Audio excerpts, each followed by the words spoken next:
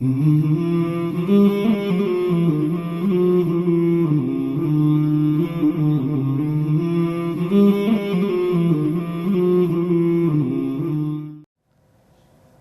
warahmatullahi wabarakatuh. Waalaikumsalam. Alhamdulillah wassalatu wassalamu ala Rasulillah wa ala alihi wa man tabi'ahum bi'ihsan la haula wala quwwata illa billah. Amma ba'. Pemirsa Umat TV, insyaallah sama-sama rahmati Allah Subhanahu wa taala. Puji syukur kita panjatkan kehadirat Allah Subhanahu wa taala karena pada malam hari ini kita dapat bersua kembali dalam acara Dialog Kesehatan. Insyaallah pada malam hari ini kita akan mengangkat tema tentang kiat mengatasi dan mencegah penyakit MAH yang mungkin banyak di antara anggota masyarakat kita, umat ini yang mengalami penyakit tersebut. Apa dan bagaimana mengatasi dan mencegah penyakit tersebut? Hal ini akan dikupas oleh narasumber kita pada malam hari ini, yaitu oleh Dr. Lutfi Parewangi, SPPD, spesialis penyakit dalam. Kepada Dr. Lutfi untuk kami persilakan menyampaikan bahasanya. Silakan, Dok. Terima kasih. Assalamualaikum warahmatullahi wabarakatuh. Pemirsa TV Ummah yang saya hormati. Sekarang kita membahas tentang penyakit MAH. Umum dikenal oleh masyarakat itu adalah penyakit MAH. Penyakit MAH ini umumnya kalau per definisi medis itu sebenarnya adanya gangguan atau rasa tidak nyaman di perut bagian tengah di sekitar ulu hati, perut bagian tengah atas. Nah, keluhan itu terutama ada dua model. Yang pertama adalah bisa dalam bentuk nyerinya yang dominan, sakit ulu hati yang dominan. Apakah itu dipengaruhi oleh sebelum makan atau setelah makan, atau dipengaruhi oleh jenis makanan atau jumlah makanan, itu turut berperan. Ataupun tanpa ada makanan, itu nyeri pada bagian tengah ulu hati. Itu yang pertama, sakit. Perih, apakah itu nyerinya perih atau rasa tidak nyaman, itu yang pertama. Yang kedua, gejala yang sering muncul pada penyakit MAH itu adalah rasa kembung. Rasa kembung, apakah kembung itu setelah makan, terutama setelah makan rasa kembung, ataupun karena terlambat makan muncul rasa kembung. Ini dua ini gejala yang paling dominan pada penyakit MAH. Yang tadi yang pertama saya sampaikan nyerinya atau sakit ulu hati, yang kedua rasa kembung. Nah, penyakit MAH ini sebenarnya kalau dari medis juga kita kenal dua jenis. Yang pertama adalah penyakit MAH yang kalau dilakukan pemeriksaan kita teropong masuk ke dalam mulut, masuk ke dalam esofagus, ke lambung, mengintip ke dalam. Ada penderita-penderita MAH yang ketika dilakukan pemeriksaan gejalanya banyak, tapi ketika dilakukan pemeriksaan tidak ada kelainan yang ditemukan, tidak tampak kelainan yang ditemukan. Nah, penyakit-penyakit ini umumnya fungsional. Maksudnya bagaimana? Secara anatomis tidak ada kelainan, tidak ada gangguan. Tapi fungsi terasa terganggu. Fungsi yang terganggu itu tadi ada rasa nyeri dan ada rasa kembung. Nah, penyakit-penyakit ini yang disebut dengan dispepsia fungsional. Fungsional. Nah, yang fungsional ini lebih besar jumlahnya daripada yang tidak fungsional. Nah, yang fungsional ini kira-kira 60-80% dari seluruh penderita dispepsia atau penyakit MAH itu adalah penyakit yang kelompoknya kelompok fungsional.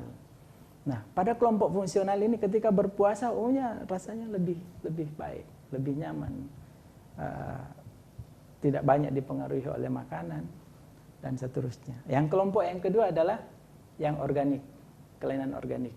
Jadi ketika diintip masuk, oh ternyata memang ada luka. Apa itu lukanya? Dalam bentuk lecet ringan atau sampai terbentuk lecet yang lebih luas, yang lebih dalam. Bahkan bisa dalam bentuk kanker lambung. Ini adalah penyakit-penyakit MAH yang sudah mengganggu organ. Disebut pula dengan penyakit MAH organik atau dispepsia organik. Jadi ada dua kelompok. Tadi berdasarkan kelompok utamanya adalah gejalanya. Kalau bukan nyeri kembung, yang kedua berdasarkan pengelompokannya ada tidak kerusakan, itu dilihat dari fungsional atau organik. Nah ini dua kelompok-kelompok ini. Nah mengapa bisa terjadi ada yang fungsional, faktor-faktor apa saja yang bisa mengakibatkan, nanti kita akan sekira interaksinya lebih leluasa. Mengapa bisa ada yang fungsional, ada yang organik? Ini dipengaruhi oleh banyak hal. Termasuk diantaranya ada yang disebut dengan faktor perusak yang dapat merusak dinding lambung, ini pada organik. Kemudian ada faktor pertahanan dari lambung kita sendiri. Nah, Allah itu memberikan kita keseimbangan antara faktor yang menyerang, yang dapat merusak dengan faktor yang melindungi. Nah, faktor ini kalau dia berimbang, seimbang, maka ini tidak akan terjadi kerusakan, tidak akan terjadi lecet ataupun apapun di dinding lambung kita. Faktor-faktor apa saja yang bisa merusak? Yang pertama adalah kita ketahui bahwa lambung ini sudah diformat sedemikian rupa untuk keasamannya sangat tinggi. pH-nya bisa sampai 1. pH-nya bisa sampai 1. pH 1 ini perumpamannya adalah kalau kita masukkan misalnya sayur kangkung, rendam ke pH 1, angkat, maka dengan segera akan lebur oleh karena keasaman ini. Karena begitu kuatnya keasaman pada pH 1. Nah, ini bisa merusak sebenarnya, tapi oleh Allah kita diberikan pelindungan di lambung kita. Nah, itu satu yang bisa merusak asam.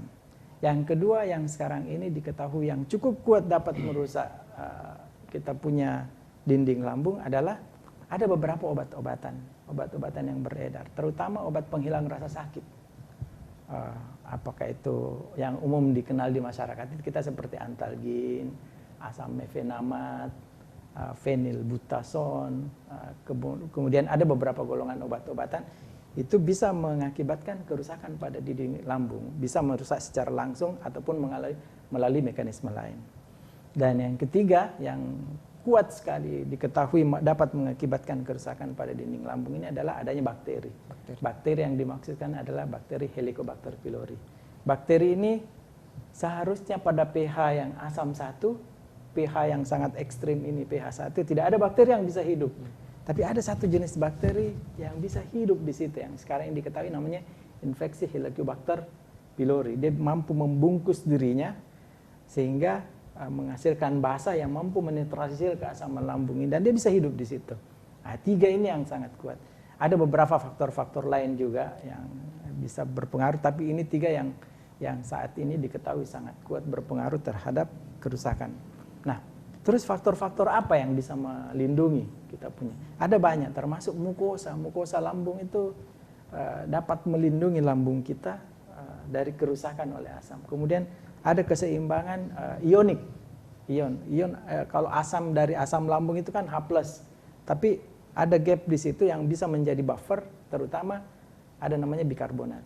Nah ini kalau kemudian pergantian epitel dari yang secara terus-menerus di lambung kita juga itu bisa mencegah.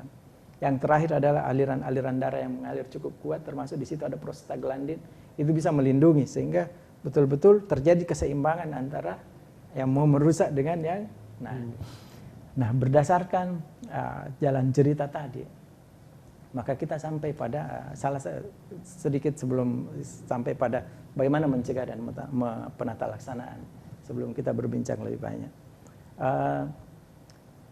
Ada beberapa hal yang juga turut berperan dalam mengakibatkan meningkatnya produksi asam. Itu antara lain adalah kecemasan. Kecemasan itu cukup besar, ada namanya brain gut axis, ada aksis antara otak dengan kita punya saluran cerna. Dan kalau ini bekerja, itu bisa merangsang dihasilkannya asam lambung yang lebih banyak sehingga faktor agresif ini akan sangat kuat merusak, bisa dapat sangat merusak dinding lambung kita. Nah,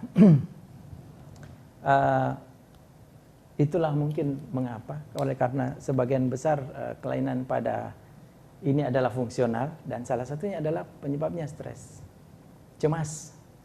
kecemasan. Nah, pada kelompok yang cemas ini orang berpuasa kan lebih stabil, dia punya kecemasannya itu lebih tertekan, kepasrahannya, menyandarkan itu lebih akan merestorasi sehingga asam yang dihasilkan oleh sel-sel khusus di lambung kita itu menjadi tertekan, jumlahnya sedikit, sehingga orang-orang seperti disfungsi fungsional itu bisa berpuasa lebih lama, dan kadang-kadang tidak sedikit, tidak jarang penyakit MAH-nya justru lebih ringan. Gangguan pada saluran cerna yang dirasakan itu lebih ringan. Yang lain adalah ketika hal ini datang, penyakit ini datang, kalau misalnya dia fungsional, maka yang pertama yang mesti dilakukan adalah dari pola diet, pola makan, makan teratur, jangan berlebih-lebihan. Jadi tadi yang pertama adalah dari segi waktu makan, kemudian yang kedua jumlah makanan, yang ketiga jenis makanan. Nah, ini mesti diperhatikan untuk yang berikutnya adalah cegah stres, kurangi kecemasan. Karena kecemasan turut berperan dalam meningkatkan produksi asam lambung. Itu pada kelompok-kelompok yang fungsional. Ada beberapa makanan-makanan tertentu yang umum diketahui, dan itu banyak pada makanan instan ataupun minuman instan itu turut berperan dalam menyebabkan gangguan pada saluran pencernaan. Dan yang kalau misalnya terjadi, ini tidak jarang, ada beberapa pasien-pasien misalnya datang dengan sakit lutut atau sakit persendi, apalagi umur 50 tahun ke atas. Nah, itu mulai muncul penyakit-penyakit sendi atau apapun. Nah, kemudian mengkonsumsi obat-obatan atau bahkan jamu-jamuan. Nah, mengkonsumsi obat-obatan penghilang rasa sakit ini, jamu-jamuan itu akan menurunkan daya tahan dinding lambung kita, sehingga asam akan dengan cepat merusak. Nah, oleh karena itu benar-benar pada umur di atas 55 tahun, 50 tahun ke atas, itu merupakan ada risiko apabila mengkonsumsi obat-obat penghilang rasa sakit, itu mudah mengakibatkan luka pada lambung. Ini bisa mengakibatkan kelainan organik. Nah, jadi kadang-kadang juga seperti ini. Ketika makan obat penghilang sakit lututnya hilang, tapi yang muncul penyakit mana? Sakit ulu hatinya. Dan tidak jarang kita menemukan di rumah sakit masuk dengan perdarahan saluran cerna. Jadi karena lukanya sudah lebih berat, akhirnya terjadi perdarahan, masuk dengan perdarahan, apakah itu pucat, sudah lemas pasiennya. Ketika diperiksa ternyata HB-nya sudah turun atau sel darah merah yang ada di tubuhnya sudah berkurang. Itu pencegahan. Jadi yang ketiga adalah bakteri. Bakteri ini memang mesti diperiksa. Diperiksakan bisa dari darah, bisa dari kotoran, kemudian bisa pada saat melakukan endoskopi ke dalam lambung.